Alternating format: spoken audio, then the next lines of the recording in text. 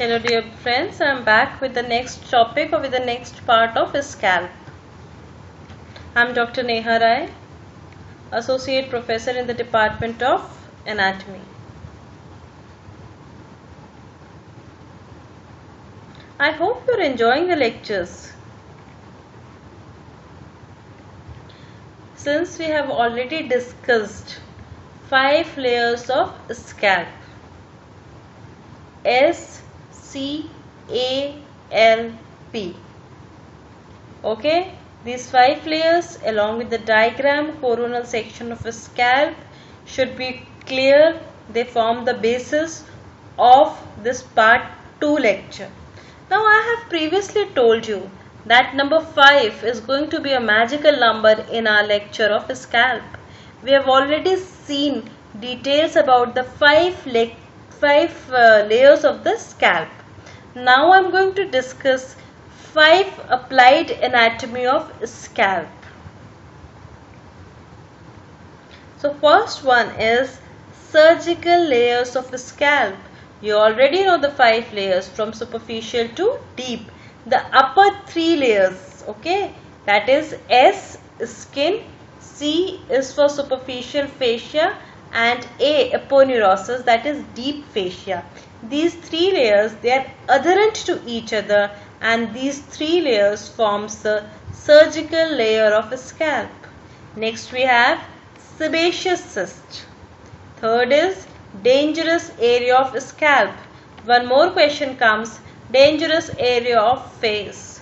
So you should know these two questions, dangerous area of scalp and dangerous area of face. Definitely dangerous area of face will be covered in the next lecture.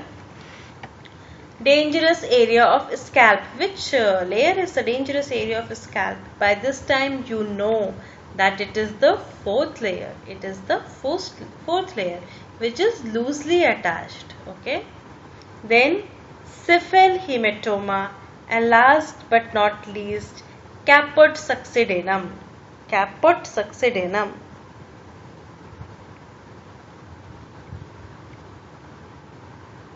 Now this is the coronal section, this is the superficial layer, and this one is the deep layer. First layer is skin. Okay, this skin is having hair. This is thick and this is having hair. These hairs are having sebaceous gland and sweat gland. Next is connective tissue. This is the superficial layer. This is having dense fibrous connective tissue. And then A layer, that is aponeurosis, which is also called as epicranial aponeurosis. So these above 3 layers, okay, these 3 layers, they are called as surgical layer of scalp. They are called as surgical layer of scalp. Next, this diagram shows sebaceous cyst. Okay, this one is sebaceous cyst of scalp. Cyst is nothing but a collection of fluid. Okay, it is a collection of fluid or it is a collection of pus. That is called as cyst.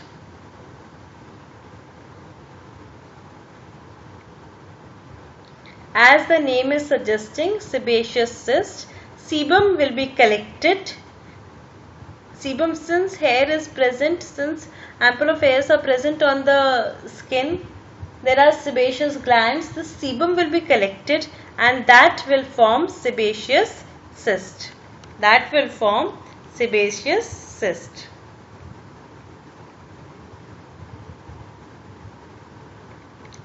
Next is dangerous area of scalp.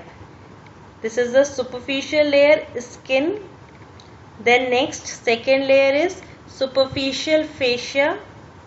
Okay. Then below that A, this is epicranial aponeurosis. It is also called as Galea aponeurotica. And this fourth layer, this is loose areolar connective tissue. This loose areolar connective tissue, this is the fourth layer of the scalp. Okay. This is the fourth layer of the scalp, or it is also called as dangerous area of scalp, because any fluid, that is blood or pus, it tends to collect freely here. And as we can see, this emissary vein, these emissary veins can transmit infection to this sinus. Okay, it can transmit infection to the sinus, and this is intracranial, that is inside the skull, dural venous sinus. Okay, and this infection can lead to thrombosis. This can lead to thrombosis. So infection from extracranial infection can be transmitted inside the skull, that is intracranially. That's why this is called as dangerous layer of scalp. And the second competency which we have seen, that why emissary veins. What is the role of emissary veins in transmitting infection? You can see that extracranial infection can be transmitted intracranially. Okay.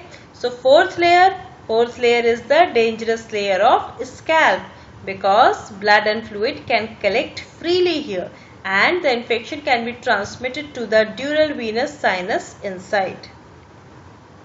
That's why this is called as dangerous area of scalp. Now the next is cephal hematoma. Cephal means head. Hematoma means collection of blood. Okay. Cephal hematoma. And this collection of blood, hematoma, will be in the subperiosteal layer. Subperiosteal layer basically is, or it is a space which is present below the periosteum. The fifth layer. Okay. The fifth layer, the space below the fifth layer, periosteum of skull. Okay, they are present, or they are loosely, comparatively they cover loosely the bones of the skull, except at the suture lines where they are very firmly attached. Okay, this layer is present on the bone of skull, above also and below also, but they are very firmly attached to the suture lines. So whenever there is a collection of blood, the collection of blood is called as hematoma. So it is limited by a suture line. That means wherever there is a collection of blood, if the collection of blood is on the right side, the suture line will not allow to move it on the other side. Okay, this is called as cephal hematoma. You can see that it is present only on the one side. This collection of blood is present on the one side. It cannot travel on to the another side. Okay, because we have sagittal suture here. So this periosteum, it is very firmly attached to the suture. Okay, so that is called as cephal hematoma. That is called as cephal hematoma. Now the next is caput succedaneum. Now the next is caput succedaneum. Caput means head, cap-like. Okay. Succedaneum. Okay. This is a subcutaneous edema. Okay. This is nothing but a subcutaneous edema. That is below the layer of skin, subcutaneous. Okay. And it is nothing but a collection of edema or a collection of fluid. And this mainly occurs over the presenting part of the head at delivery. This is the way delivery is done. You can see a force has been applied by forceps. Okay. So this part of the head, whatever is the presenting part of the head, specifically there the edema is there. Edema is nothing but a collection of fluid.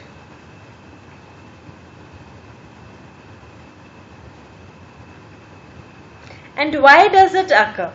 So caput succedaneum is subcutaneous edema which is present over the presenting part of the delivery.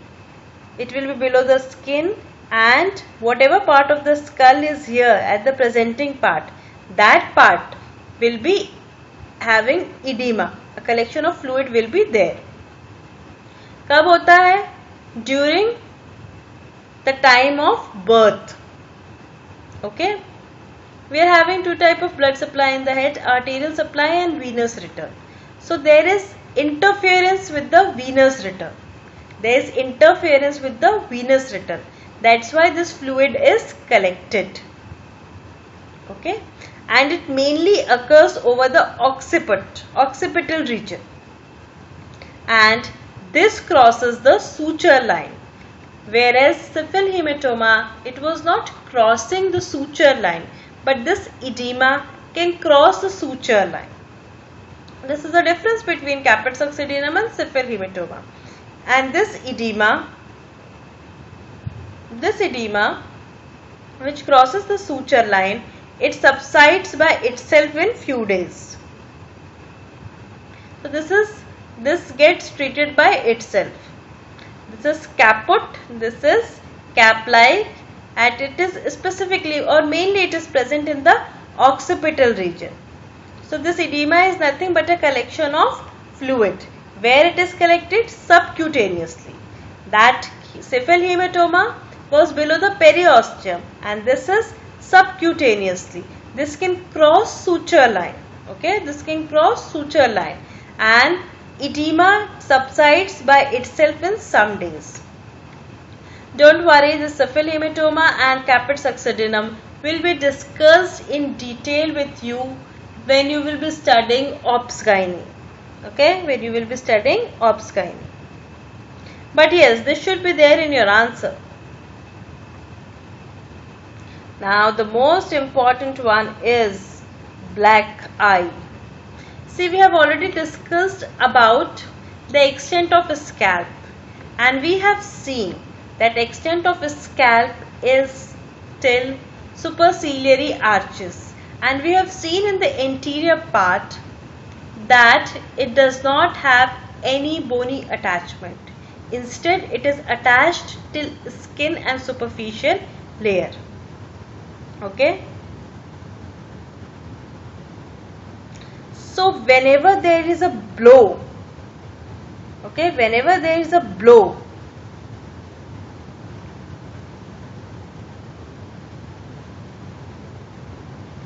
blood and fluid, okay, whenever there is a blow on the head, okay, there is a head injury or there is any cranial operation, whatever may be the reason, okay, whenever blood and fluid can track because of this blow on the head, it is collected below the scalp as generalized swelling. सारा fluid, चाहे blood हो, okay, चाहे oedema हो, that is collected below the scalp, that is collected under the scalp as a generalized swelling. Posteriorly हमें पता है it is attached onto the nuchal lines, ठीक है, इसलिए वो blood posteriorly कहीं पे नहीं जा सकता because the scalp is firmly attached onto the nuchal lines. Laterally हमें पता है it is firmly attached onto the superior temporal line. तो space कहाँ बचती है? Space सिर्फ anteriorly बचती है.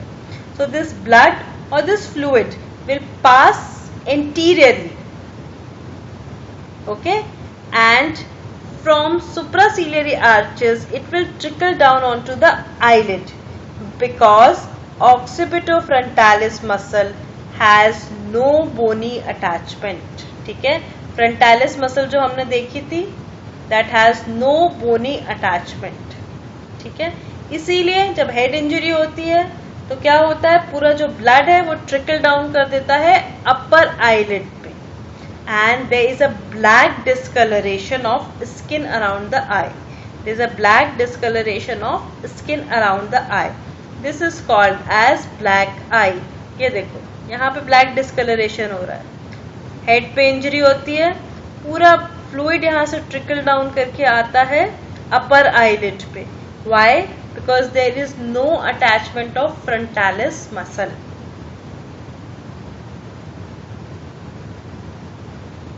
कॉमनेस्ट कॉज क्या होता है इसका? लोकल वायलेंस और fist fight. These are the two examples of black eye. इसलिए हमें ध्यान रखना है कि ऑक्सीपिटोफ्रंटालिस मसल का कोई अटैचमेंट इंटीरियरली नहीं होता है. Because of that blood and fluid can trickle down, and this is the reason for black eye. Now we are moving on to the next part, that is the blood supply of scalp. Blood supply of scalp. Again here I am going to talk about five.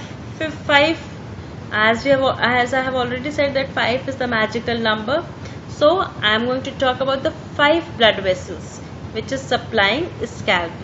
This is the upper region of the scalp which you are able to visualize. These are ear, okay, and this anterior should be nose. This is sagittal suture. This is sagittal suture. This is the right side, this is the left side. On the right side you can see supratrochlear artery. Supratrochlear artery. Next artery will be, okay, so the first artery is supratrochlear artery. Okay, next artery is supraorbital artery. Supraorbital artery. These two arteries, they are the branches of ophthalmic artery. These two arteries, they are the branches of ophthalmic artery.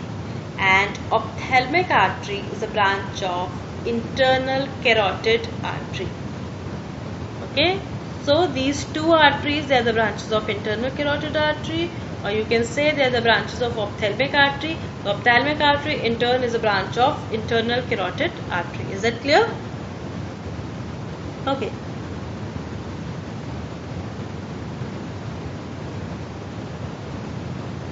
So now superficial temporal artery.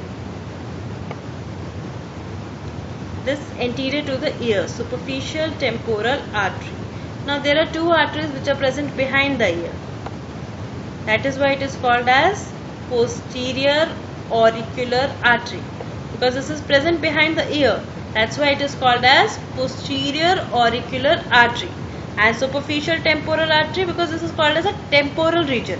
That's why it is called as superficial temporal artery. This is the occipital region. That's why this is called as occipital artery. It is called as occipital artery. All these three branches, they are the branch of external carotid artery. Okay.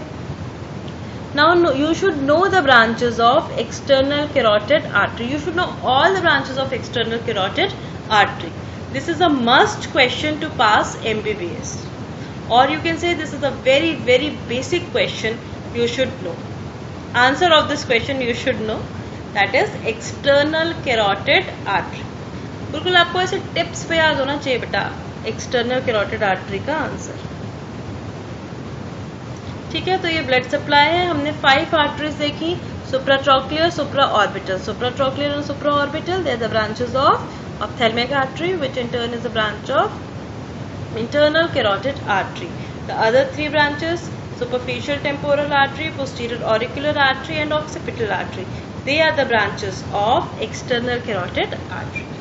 ये diagram भी आपको आना चाहिए, भले ही आप इतना anastomosis नहीं बनाओ, but yes you should be able to draw line diagram. See, that is what I have written. Supratrochlear and supraorbital artery, they are the branches of ophthalmic artery, which in turn is a branch of internal carotid artery. ICA is internal carotid artery. Okay. Now we are moving on to the next section, that is nerve supply. That is nerve supply. Okay, that is nerve supply. Here also the magical number is 5. Okay. This is ear, this is auricle, anterior to the auricle and posterior to the auricle. Okay, 5 nerves are present anterior to the auricle, but here you will see that you are able to see 4, because we are going to talk about, we are talking here about sensory nerve supply. We have both the nerve supply, sensory and motor. So 4 sensory nerves anteriorly, along with that 1 motor. Similarly, post auricular, behind the auricle, 4 sensory nerve and 1 motor. 4 sensory and 1 motor. ठीक है, पहली nerve sensory branch जो artery के नाम है वही nerve के नाम है, supratrochlear, supra orbital. Okay, then we have temporal region की बात कर रहे हैं, zygomatico temporal and auriculo temporal. यहाँ पे बोन होती है जाइगोमेटिक और this region is called as temporal, इसलिए इसका नाम क्या है, जाइगोमेटिको टेम्पोरल. ऑरिकल के इंटीरियर है टेम्पोरल रीजन में, इसलिए हम इसको क्या बोल रहे हैं, ऑरिक्यूलो temporal. So these are 4 sensory nerves, supratrochlear, supraorbital, zygomaticotemporal and auriculotemporal. Is that clear to all of you? So these are 4 sensory nerves which are present anterior to auricle, and the important part is that the branch of trigeminal nerve. Now behind the auricle.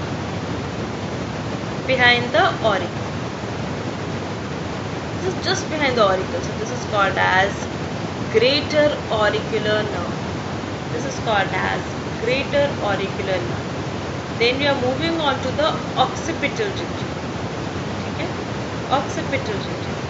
Lesser occipital, greater occipital. Okay? Lesser and greater.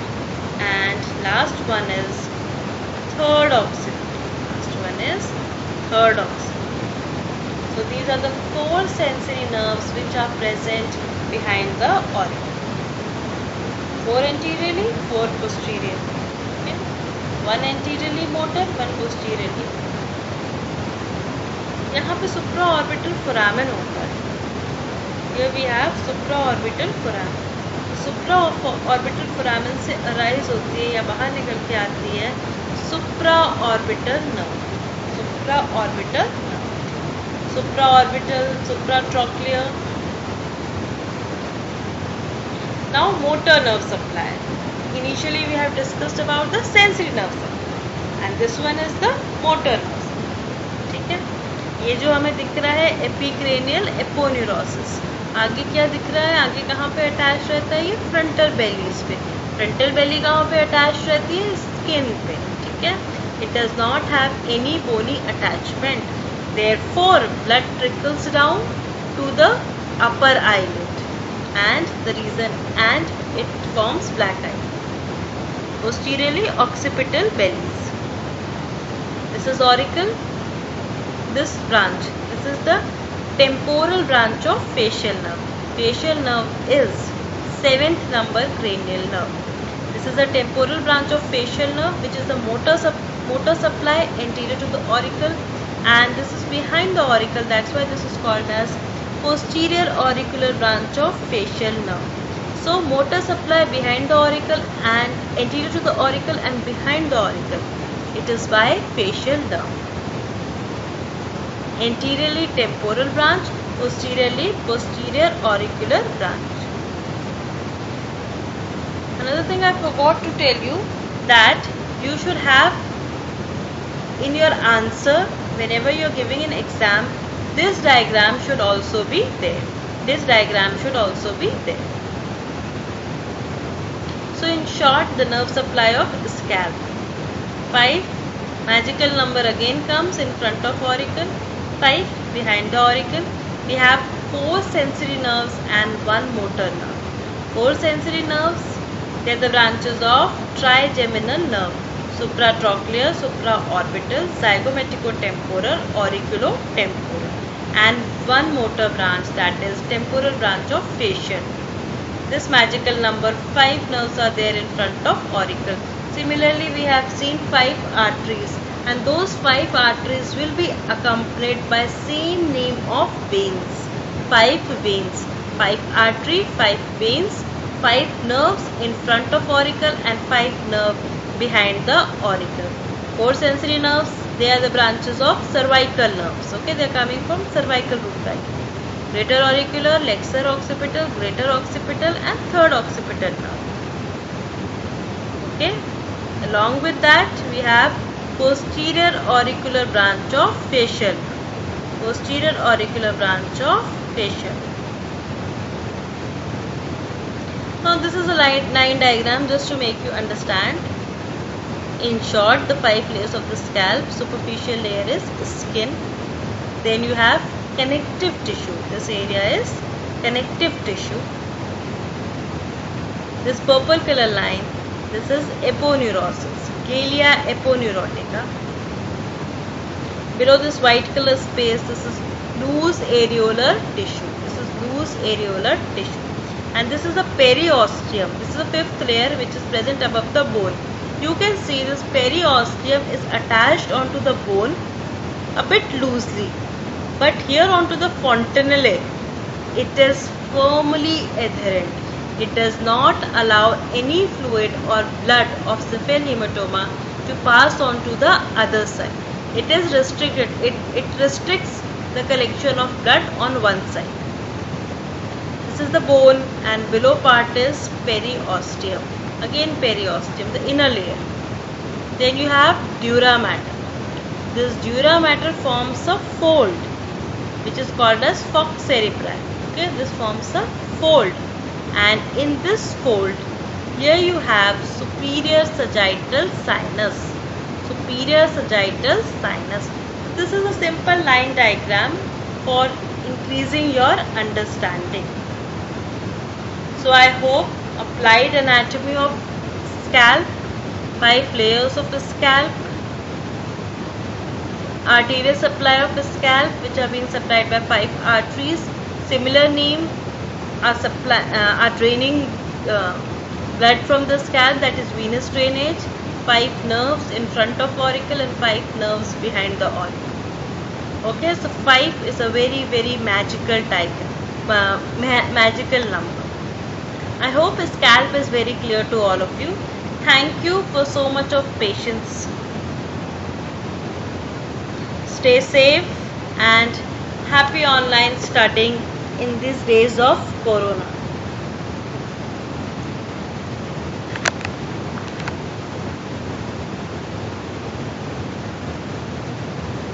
Stay safe, stay healthy and stay at home. And yes, please do studying. Thank you so much.